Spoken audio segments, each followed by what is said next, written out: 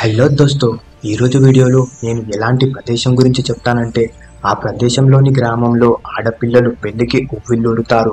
కానీ వీరిని పెళ్లి చేసుకోవడానికి అబ్బాయిలే చాలా తక్కువ.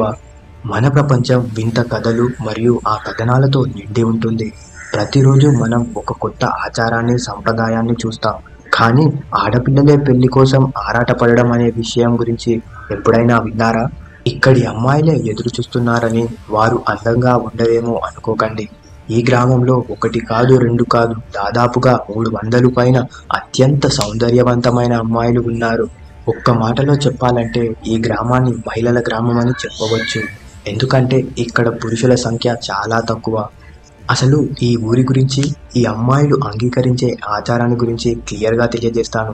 దీంతో అమ్మాయిలే పెళ్లికి ఆరాటపడడం ఏంటో అన్న విషయంపై మీకు ఒక క్లారిటీ వచ్చేస్తుంది. వీడియో అయితే చాలా ఇంట్రెస్టింగ్గా ఉంటుంది, అస్సలు మిస్ అవ్వకండి. ఈ గ్రామం గురించి మొదటిసారిగా వింటున్న వారు తప్పకుండా షాక్ అవుతారు. ఒక్క సెకండ్ వీడియోని పాజ్ చేసి మీ యొక్క ఒపీనియన్ని ఓపెన్గా కమెంట్ చేయండి. ఇలాంటి మరిన్ని వీడియోస్ మీ కొరకు తెచ్చేందుకు మా ఛానల్కి సపోర్టివ్గా సబ్స్క్రైబ్ చేసుకొని బెల్ నోటిఫికేషన్ ఆన్ పెట్టుకోండి. ఇక టాపిక్లోకి వెళ్తే, ఇంతటి ఆసక్తికరమైన గ్రామము బ్రెజిల్లోని నోయివా డి కార్డేరో. ఈ గ్రామంలో పెళ్లికి సిద్ధమై 300 పైగా అమ్మాయిలు ఉన్నారు. ఆసక్తి ఉన్నవారు ఎవరైనా వీరిని సంప్రదించవచ్చు. కానీ ఇక్కడి అమ్మాయిలను పెళ్లి చేసుకున్నవారు ఎవరైనా సరే వారానికి ఒక్కసారి మాత్రమే ఆ గ్రామంలో అడుగు పెట్టాలి. మిగిలిన రోజులన్నీ ఎక్కడైనా పని చేసుకుంటూ వారి కాలాన్ని గడపాలి. ఇదే కాక చుట్టాల్లోని అబ్బాయిలు ఎవ్వరూ ఈ గ్రామంలో అడుగు పెట్టకూడదు. ఇవేమి కట్టుబాట్లురా బాబు అనుకుంటున్నారు కదా? ఈ కట్టుబాట్లు పెట్టుకోవడానికి ఒక బలమైన కారణం ఉంది. 1890లో ఈ గ్రామానికి దగ్గరగా ఉన్న పట్టణంలో మరియా సెన్హోరికా డి లీమా అనే అమ్మాయికి పెద్దలు బలవంతంగా ఇష్టం లేని పెళ్లి చేశారు. కానీ ఆమె అతనితో ఉండలేక 3 నెలల్లోనే భర్తను వదిలేసింది. దీంతో ఊర్లోని వాళ్ళంతా ఆమెకు తిరుగుబోతు అని ముద్ర వేశారు. దీనికి మరియా పెద్దగా కృంగిపోలేదు. కానీ తనలాంటి ఆడపిల్లలకు రక్షణ, స్వేచ్ఛ కల్పించాలని, అసలు మగవాళ్లే లేని ఊరిని నిర్మించాలనుకుంది. అలా ఆ పట్టణానికి దగ్గరలో ఉన్న కొండ ప్రాంతంలో నోయివా డే కార్డేరో అనే గ్రామానికి పునాది పడింది. నెమ్మదిగా పురుషులతో సమస్యలు ఎదుర్కొన్న అమ్మాయిలు ఎందరో మరియాతో చేరారు. వారిలో భర్తలకు దూరమై ఏ అండా లేని సమయాల్లో ఈ గ్రామానికి వచ్చిన వారు ఉన్నారు.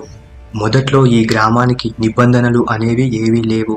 కానీ ఇక్కడికి కూడా కొద్దిమంది పురుషులు వచ్చి తిష్టవేసి, స్త్రీలు సంగీతం వినకూడదు, జుట్టు కత్తిరించుకోకూడదు, కుటుంబ నియంత్రణ ప్రయత్నం చేయకూడదు అంటూ నిబంధనలు పెట్టి వారిని మళ్ళీ బానిసలుగా మార్చే ప్రయత్నం చేయడంతో అసలు మగవాళ్ళని ఈ గ్రామంలోకి అడుగు పెట్టనివ్వద్దు అనుకుని వారి మధ్యలో వారే షరతు పెట్టుకున్నారు.